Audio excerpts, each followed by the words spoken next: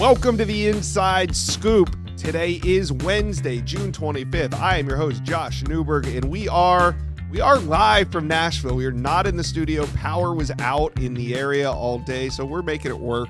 Don't worry about it. We got a show. We're going to break it all down. But first, guys, do me a favor. Hit subscribe to the On3 Recruit channel. It is commitment season. We want you to get these notifications. We're going live almost every day. The best way to get notified is to be a subscriber. You get notified when we go live. You get to watch these commitments. So jump on board and hit subscribe. Okay, today we have a big show. We're going to talk Ohio State, Tennessee, Florida. It's decision-making time. We're going to get right to it.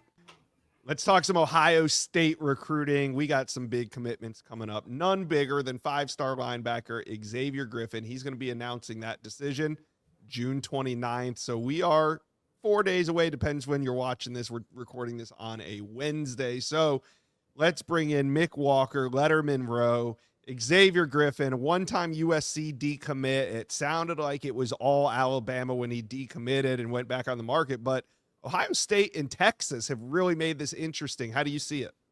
Yeah, obviously after his official visit earlier this month, there was a decent amount of buzz. I think Ohio State had kind of made a lasting impression on him. And then obviously he goes to Texas and he goes to Alabama, and that changes how they are viewed in his recruitment. I still think Ohio State's pressing, but I think they came into the summer with the idea that they need a really highly ranked edge. And they would also like to get a highly ranked linebacker, and just finance-wise, budget-wise, you realize, oh, we probably need to go in on the edge. And that leaves a guy like Carter Meadows, who we'll talk about at a later date, but I think that's kind of where they've turned their attention to when it comes to five-star defenders.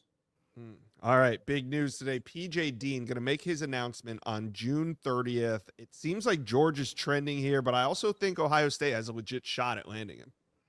Yeah, I think Steve Wiltfong even put in an RPM earlier this spring for Ohio State to land. It seemed like the Buckeyes were all trending after he made the decision to flip over to defensive line, and then he showed up on his official visit. And I just don't think things aligned after that visit. He showed up a little bit underweight, I believe, was the kind of concern. And then I believe Ohio State wanted him as an interior defensive lineman. He looks probably more like an edge based on the graphics and the photos that came out from his official visit. And that's when you kind of seems like Georgia and South Carolina are more favoring towards taking him when it comes to just playing the edge. So that's kind of where I lean on that recruitment, just not Ohio State at this point, just because I think they wanted him more as a defensive tackle than an edge. Yeah, and this one has gone back and forth, so there's still a few days left before Dean makes that announcement. We'll see what happens. Let's rewind. Let's go to June 28th, where we got defensive lineman Cameron Brickell. He's out of IMG Academy down there in Bradenton, Florida. He's going to make a decision. It's going to be either FSU, Maryland, or Ohio State. At some points we were wondering how hard is Ohio State really pushing here, but as we get closer and closer to this decision date, it seems like the Buckeyes are heavily involved. Yeah, they got him on campus this spring. They really loved him then when they got him. I know Cam's dealt with some injuries and some different setbacks, being a bigger guy throughout his high school career. When he was at Philly, now he's down at IMG, and it seems like he's gotten himself under control. Ohio State's been a constant in that recruitment, pushing for him with Larry Johnson. I know Mark Bantoni, Ryan Day, all those guys have kind of signed off. So as we get close to this June 28th date, I think Ohio State is well positioned to get Brickell in this class, so long as, an FSU or a Maryland don't blow him away with just a ginormous offer. I think Ohio State would love to have him in the class, though, to pair with a guy like maybe a Demarius Simeon, who's going to announce in this coming week as well, and a Jameer Perez, who they're trying to flip from Florida. They'd love to kind of get that trio as a defensive tackle class this cycle. Yeah, speaking of Demarius Simeon, he's going to come off the board a day earlier on June 27th. I mean, this Ohio State D-line class really has a shot to kind of come together this week. Yeah, I mean, you look at it, the four finalists for Demarius Simeon are Texas, Michigan, Penn State, and Ohio State. I think Texas is taking just about every defensive lineman they can get from the South or even out West. So I think they've turned their focus to other targets. Michigan seems to be locked in on Titan Davis, who they got in the class earlier, and they have some other guys that are kind of in mind. So then that leaves Penn State and Ohio State for Demarius Simeon. I think he's somebody that Ryan Day, especially as the head coach, has kind of had a fascination with for a while when it comes to the defensive line. They had him on campus last weekend for an official visit. They got the last one. I think they feel confident that obviously as this recruitment gets closer and they have to start talking dollars and cents, they can top whatever Penn State would put on the table and get another talented defensive lineman in this class. Yeah. Now let's switch over to the offensive side of the ball, because we couldn't do an Ohio State segment without talking Felix Ojo. He's been at the Rivals 5-Star Challenge this week with Steve Wiltfong and Chad Simmons on the ground there. And there's just a lot of buzz around his recruitment, and it involves two teams, Texas and Ohio State. So where do you lean on this one as it stands right now for Felix Ojo? Yeah, I was honestly surprised when Felix was so forthright about, hey, it's Ohio State and Texas still, because I thought Michigan had made a good impression on him this summer. I thought they were going to come correct with a high NIL amount when it comes to the deal that they were going to offer him. But obviously, it seems like Ohio State and Texas have separated from themselves, and Felix, that's what Felix told Steve and Chad there in Indianapolis. So I think when you look at that, Ohio State was going to commit a lot of money if they could stay into getting into the Jackson Cantwell recruitment. They did not end up staying in that recruitment and focused all on Felix Ojo.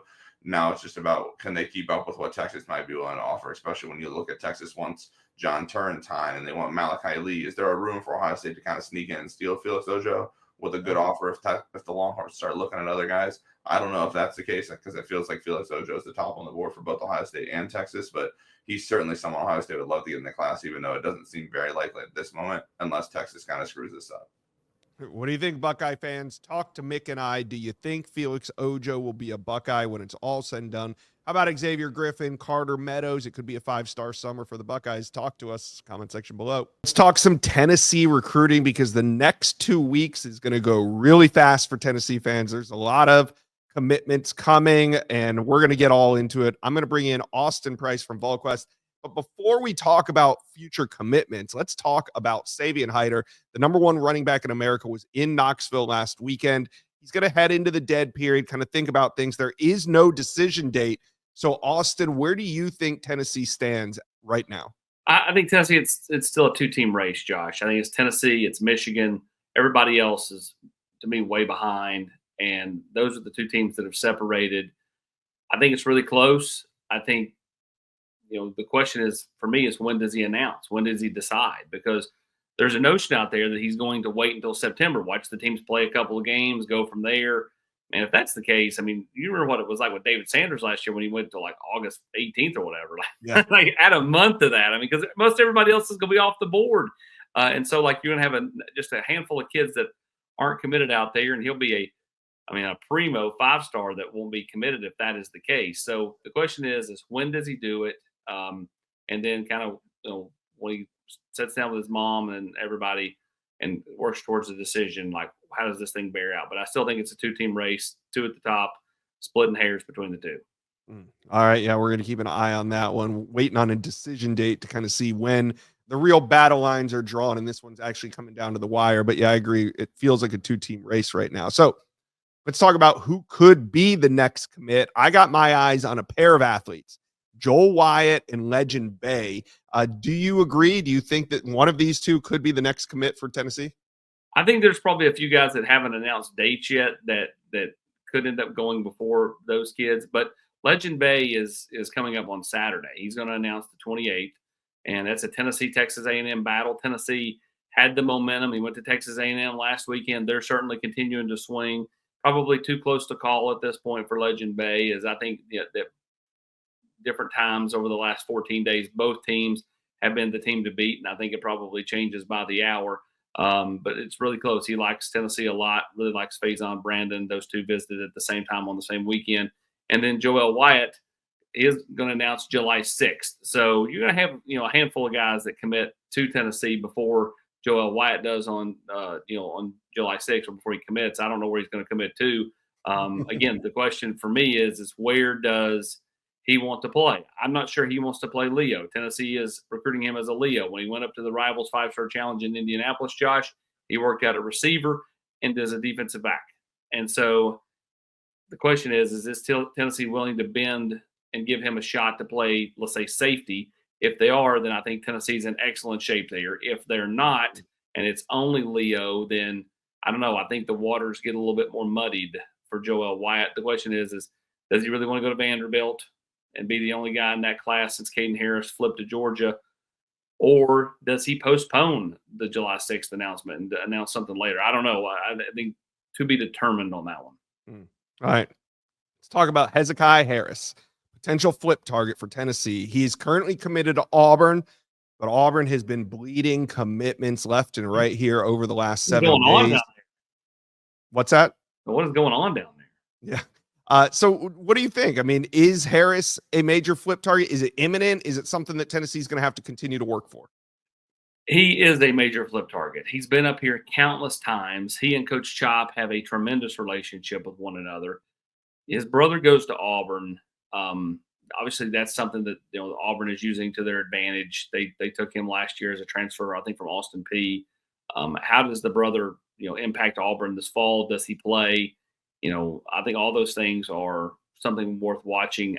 I'm not sure Hezekiah Harris does anything anytime soon. I think he's going to take more visits this fall, not just to Tennessee. Florida's another school that's in play. But absolutely, he is one that Coach Chop has been working to flip for months. He continues to come back up here because of his relationship with Coach Chop and the staff. And so they are a major player here. The question is can they get that one done? All right. A lot of moving parts with Tennessee recruiting right now. Go to VolQuest. They got it all covered, in-depth, thorough. One more name, though, we got to hit on, and that's 5-star wide receiver Tristan Keys, the #1 wide receiver in America. Looked like he was having a really good time on that official visit. We know Tristan Keys committed to LSU, saying all the right things, but we know this recruitment's not over. Where do you think Tennessee stands right now? What do they need to do to ultimately flip? Inside Scoop listeners, I got to tell you about a company that makes this show possible. It's Rhoback Activewear. The only way to describe Rhoback is best fit, best feel. And for those who are not familiar with Rhoback, they are completely changing the game with their incredibly comfortable activewear. Rhoback has released so many items within their new licensed game day collection, and it's our favorite. With novel polo designs, clean hoodie, and quarter zip designs from some of your favorite schools, it's definitely worth checking out. Nobody else in the market is pairing these level of custom designs with this quality of activewear. Rhoback's everyday shorts or their Delta Performance pants are the perfect pairing as well. They are both super comfortable. They have an elastic waistband and a great fabric that is made to have the appearance of a nice short look, but the comfort for everyday movement. Rhoback also has been proudly leading the NIL charge, having signed partnerships with multiple college football stars, past and present, and are becoming the go-to brand for college athletes across the country. So use code JOSH on Rhoback.com for a generous 20% off all new custom orders through the end of this week. Let's spell it out for you. RHOBACK.com. That's 20% off all performance polos, shorts, and more with promo code JOSH. I think they're a major player here. I think LSU, got him back on campus last weekend, did the best they could. Does he decommit? I continue to hear chatter that could happen. We'll see. Ultimately, Tristan Keys, I think, no matter what he does, whether he sticks with LSU for now or goes ahead and pulls the trigger and decommits, I'm not sure he commits anywhere right away.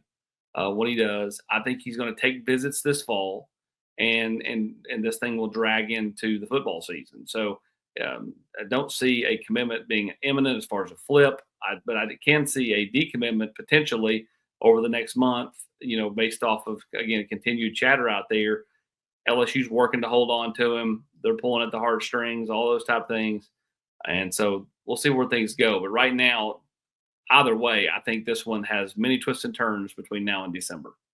I think Tennessee recruiting in general has many twists and turns. So Tennessee fans, talk to us. How you guys feel, and who do you think the next commit will be? Will it be one of the athletes I mentioned or somebody else? Let us know. Comment section below. Let's talk some Florida Gator recruiting because names are coming off the board. It's commitment season, and the Gators are about to get some of their own. Let's bring in Corey Bender, Gators Online. Corey, Desmond Green out of South Carolina, massive interior offensive lineman, is going to commit on Thursday, tomorrow, depends when you're watching this.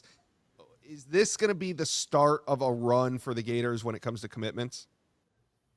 Yeah, Josh, I believe so. Georgia was a school that was positioned near the top for a while. Florida, they've hosted them about a handful of times over the last 2 years, but it was at OV a few weekends ago that really kind of catapulted Florida really towards the top of the list. South Carolina is an in-state school. That was the most recent OV. Oklahoma's in the mix as well. But this decision is supposed to be coming down to Florida and Georgia. And, from speaking with multiple sources, confidence is high in Gainesville. And that's been the case for a few weeks now. We were monitoring the South Carolina OV to see if that could have any twist, down the stretch. But it should be coming down to the Dogs and Gators. And as of right now, heading into the home stretch, we definitely like where Florida stands. And if that is the case, that'd be their 5th offensive line commit. And that's how many they plan to sign this cycle. So obviously it'd be a very strong group for the Gators up front. Yeah, and then the run starts. I mean, we're going to see a massive amount of commitments from around the end of June through the middle of July. And on July 2nd, we got five-star wide receiver Sedarian Morgan, who's out of the state of Alabama, but has been saying some really good things about the Gators. How you feeling right now about a potential five-star wide receiver addition? Yeah, obviously, Josh. I mean, Florida loves him. They picture him as a big play threat, kind of like a high school version of Kelvin Johnson. They like him as that mismatch problem. But as of right now, when he came off the OV, he said Florida was in his top two. It was a major impression that really put Florida into a different tier as far as top groups. But at the same time, he comes from a household group of Alabama Crimson Tide fans. He has some family members that like Auburn as well. So I think the biggest hurdle for Florida, and I said this for weeks, was Florida getting an OV before those schools. So he went to Florida, and then after that, he went to Alabama and Auburn. So as of right now, never say never. We know that in recruiting, NIL, I know Florida's really prioritizing him from that angle as well. But I think just with Alabama being so familiar in that house, them being one of the most recent OVs, I'm leaning towards the Crimson Tide, but I know Florida's still fighting. They have about a handful of staff members constantly recruiting this kid, and obviously he's a major priority. But as of right now, I'm thinking Morgan stays closer to home, back home in near Tuscaloosa. Yeah, going to be a tough pull. Never going to be easy to pull a five-star out of the state of Alabama, but I think Never, it is doable. Who else we got committing here soon? We got Calvin Russell, Miami Northwestern wide receiver, very popular name here on this channel. We talk about him a lot, but the Gators are trying to keep him in state. So are the Canes. Where do you see Florida right now in all of this? Yeah, this is another situation, Josh, where Florida got an OV back on May 16th. They're one of the first schools to get an OV, but after that, Michigan, Miami, the list goes on and on. He's been officially visiting a lot of schools, North Carolina. I think that's been a tough part, but again, it's kind of the same situation with Sedarian Morgan. He's 6'5", 6'6". Billy Gonzalez, a receivers coach. He loves those big body wide receivers, and Russell fits right into that mold. And Russell's near the top of the big board. I think Florida has a better shot than what many people might believe, especially after him OVing a bunch of other schools after Florida. But as of right now, I kind of picture Florida as kind of like the number 3 school, somewhere between 2 and 4. And never say never. It's another kid where Florida could surprise people over these final weeks. But as of right now, I have him going elsewhere. But Florida's definitely still putting up a strong fight for him to keep him in the Sunshine State. How about Coco cornerback CJ Hester? He's going to make that decision in early July. Great length, 6'1", 175. Is he one that Gators are going to keep in state? I think so, Josh. I put an RPM pick for him back in April. Florida's been trending for him off and on, even back last fall when they had different secondary staff. Florida was on top. They've been the most consistent. He loves the culture in Gainesville. And, Florida recently got CJ Brana, another in-state cornerback, and obviously adding the other CJ, as in CJ Hester. That'd be, that'd be a huge deal for secondary coach Deron Wilson. Those are two guys near the top of the board. He was at Iowa this past weekend, and I spoke to him earlier this week, and he actually took a step back, saying, "Hey, Florida's not my number one. I have all schools tied right now." Meaning, he said he could see himself at Iowa. He loved it up there. He thinks he can play early. Georgia's another school that's very high on his list, along with Syracuse. But from speaking with sources close to the situation, optimism is still high in Gainesville. We still think Florida wins out next week. It was supposed to be July 1st, first commitment, but it could be the 1st or the 3rd. Either way, Hester will be off the board next week, and we're definitely leaning towards the Gators winning out for that one. All right. Hezzy Kent, he's a real intriguing name. He goes 6'6", 285 pounds. Some teams like him as a tight end. Some teams feel he's already grown into an offensive tackle. He's going to make his commitment right here on the On3 Recruits channel on July 12th. Is Florida the favorite heading into this one? Yeah, Josh, I think Florida right now, that's where I'm leaning. They've been the most consistent, I would say, even dating back to last cycle when the 2025 class was in the spotlight. When we got visitors list, he was always one of those underclassmen that kept popping up on the visitors list. And so Florida's been putting a lot of work with him. They like him at tight end. I think it's one of those kids that doesn't want to hear offensive tackle. He's one of those guys that wants to strictly be a tight end, and he has the stats to back it up. But when you look at him now, he's a massive kid. I know from hearing from other OVs, he actually measuring close to 300 pounds. He's a big kid. He carries weight fairly well. But right now, Florida and Miami have been the schools buzzing the most over the last probably 6 months or so. But Miami recently got another tight end commit. Texas the same way, and then I think Florida State did too. Those were all schools in the mix, but Florida, from what we've been told the past week or two, is very confident in this recruitment. And later on in July, I think he would. We're leaning towards him being the second commitment in the class at tight end, and obviously he's a major priority for Russ Callaway and Billy Napier. So that'd be a big deal if they can close. All right, two more monsters on that defensive line I want to talk to you about. Both are in state, and both are going to be really hard to keep in state. We're talking James J.J. Johnson on the defensive line. We're talking edge Trenton Henderson out of Pensacola. What do you think? Any shot that Florida could land them both? Yeah, so with Johnson, Florida's hosting more than anyone. And, I know last fall, Florida was telling this kid, like, we want you more than anything. Like, he was a major priority. Now he's on three. He's number one defensive lineman. So, obviously, their eval kind of turned out well. He had a great OV, but, Florida's kind of simmered here a little bit. They got him on campus so much. Early on, I really liked where they stood. But it was back in the early spring where Georgia kind of went to the top of the list. Texas has been in the mix too. I just feel like Florida hasn't really been able to regain that momentum that they had early on in the process. They definitely, I think, improved their standing a few weekends ago, and it's a guy they're going to push for until the very end. But I think as of right now, I think some other schools like Georgia and Texas are probably ahead of Florida for James Johnson. But Trenton Henderson, on the other hand, Florida made a really big move for him a few weeks ago. Going into his OV, LSU was on top, and then Florida actually, leapfrogged LSU and went to the top. And then Texas got him on campus this past weekend. And now, he's moved up his commitment date. He was one of those kids after his Florida OV. He said, hey, I could commit at any time. But initially said he wanted to kind of take it into the fall and see some game visits. But right now it's looking really good for Florida. I put an RPM pick after his Florida OV. I know Florida feels really good on that end. They feel like they've checked a lot of boxes for him. When it comes to these high-profile recruitments, conversations heat up more and more over the final 48 hours. But I think Florida, I'm definitely leaning Florida for Henderson. And that'd be a huge pickup, man, because they need kind of another high-profile edge, a young guy they can bring into this program. And I think as of a month or two ago, Florida was always a top school for them, but they were always kind of that tier two. There were schools ahead of Florida. So for the Gators to make this big of a move over a short period of time is a big deal. And if they can get this done, which I think they will, they'll land one of the top overall prospects in the Sunshine State and obviously Trenton Henderson. Yeah, it is really getting exciting right now in Gainesville, Florida. Gator recruiting is heating up. So Gator fans, make sure you guys are subscribed to the On3 Recruits channel. Also, go check out GatorsOnline.com.